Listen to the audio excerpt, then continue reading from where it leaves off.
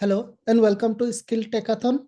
This is SQL Interview Questions and Answer series. Today we are going to look into one of the SQL interview question. So this is the input table we have been given and this is the output table. And the question is how many cases have reached each stage of completion from stage 1 to stage 5 for each center. So this query is structured to calculate the count of cases that have completed each stage, and it is grouped by center ID.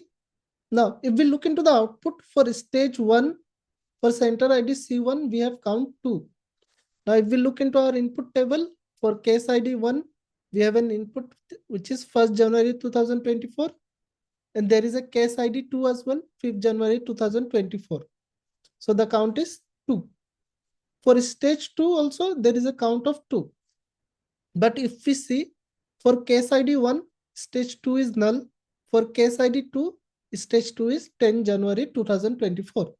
So it is counting this stage 2 null value for case ID 1 as well because the case went from stage 1 to stage 4. So the count is 2. Now for stage 3, the count is 1. So for case ID 1, it went till stage 4. So this stage 3 is also counted. But for ID 2, it get completed in stage 2 itself. And it didn't went to any other stage, so it is not counted. So stage 3's count is 1. For stage 4 as well, the count is 1. Stage 5 for center ID 1, there are no cases, so the count is 0. In the similar way, for center ID 2, C2 and C3, these values are counted. Let's try to do it practically. Okay, so I have already written the query to create the table. So I am creating a table CaseProgress with center ID, case ID, stage 1, 2, 3, 4, and 5. So let's run this query to create the table. Now let's insert the values. So I'm inserting the values in CaseProgress. So these values are inserted in the similar way. We have the input table given in the question. So let's run this. Okay, now let's check our table. Select from CaseProgress. Okay, let's run this query. Okay, so we have created this table as well. You don't have to worry about this creating table and inserting the values. I'll be posting this in the description as well. So you can create the table, insert the values in one go and directly go to the solution part. Okay. So now if we see, we have this table. Okay, it looks the same. So what we are going to do is, so this null values, right? So null values we won't be able to calculate. So these null values, what we will be doing is we are going to replace this with the stage 4 values. See, we need to count the stages which has the last stage. So here, if you see, in stage 4, we have a value, we have a date, right? So these two values are null. So we have to count these two values as well. So we are going to replace these two values with this last stage 4 values. In the similar way, for C2, if we see there is a date in stage 5, but stage 3 and stage 4 is null. So we are going to replace these null values with stage 5 value. The similar way we are going to do. We are not going to replace the values which is after this. Suppose in stage 4, right, there is a value 13 January, but stage 5 is null. We are not going to replace stage 5 value. We are only going to replace the previous values, previous null values. This we can do using call list.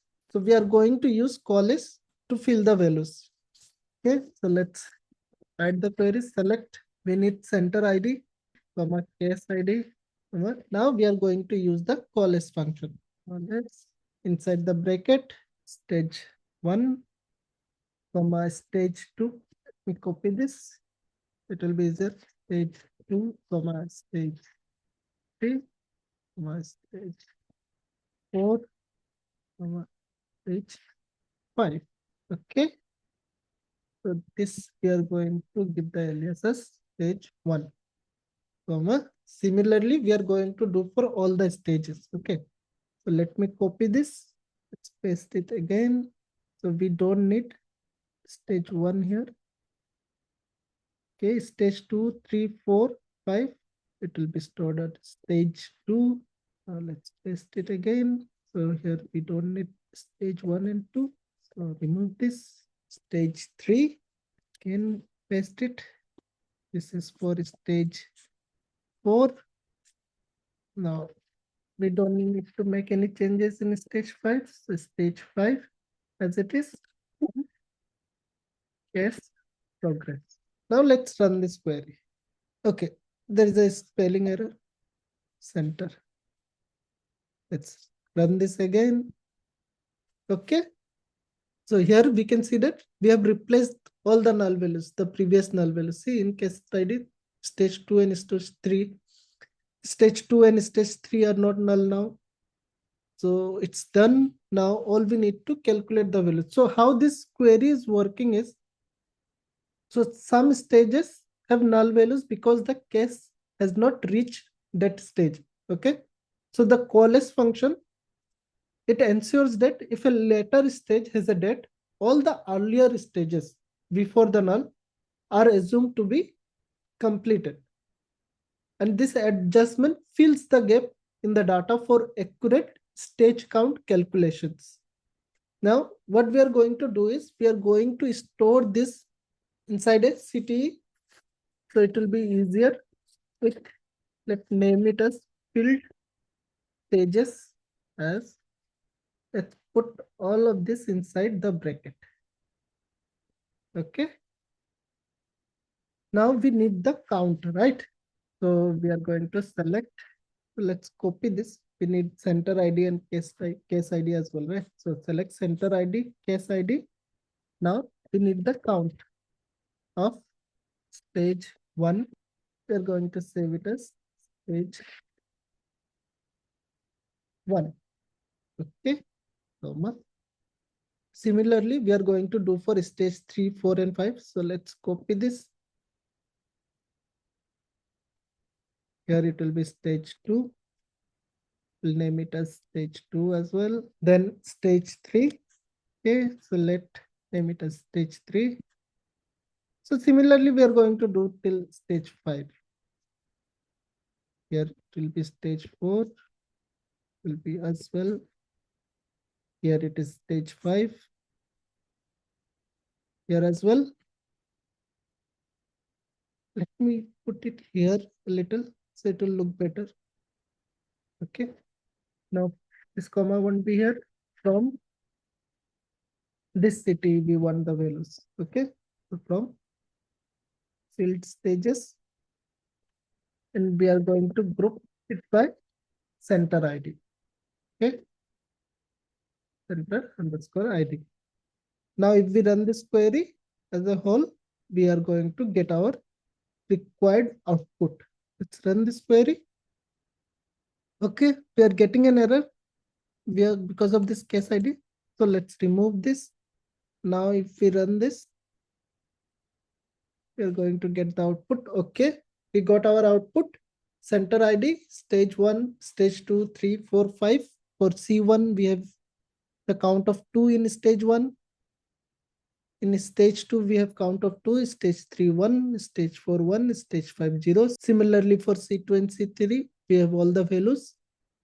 So here what we are doing is, let me bring it down. So, okay. So here what we are doing is here, we are calculating the count of cases that have completed each stage, stage 1 through 5. And then we are grouping the results by center ID to show how stage-wise progress for each center. This count functions counts the number of non-null values in each stages. Since the calless function we have used ensures null values are replaced with dates from later stages, this count reflects the actual number of cases that have progressed to the stage or beyond. So this stage 1, it counts the number of cases at the center that have reached at least stage 1. Similarly, this count of stage 2, it counts the number of cases at the center that have reached at least stage 2. In the similar way, count of stage 3, 4, and 5 works. Okay, this is one of the interesting questions. I hope you got an idea about how to handle this type of query. If you have any other SQL question which you want to solve us, you can also put it in the comment section. We'll look into it. and we'll try to make a video on it. Thank you for watching. We'll see you in the next video.